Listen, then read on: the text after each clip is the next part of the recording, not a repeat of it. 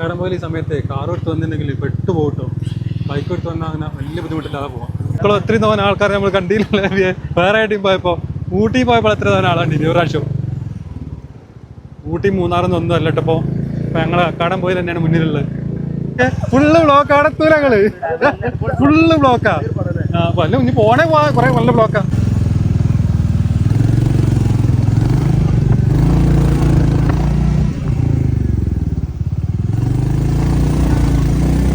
അവസാനം ആ പോലീസൊക്കെ എത്തിന്. പോലീസിനോടൊന്നും കൺട്രോൾ ചെയ്യാൻ കഴിയില്ല കേട്ടോ. അമ്മാതിരി തിരക്കാണ്. കടമ്പോയിലേക്ക് ഫുള്ള് ആളെത്തി കൊടുക്കുന്നുണ്ട്.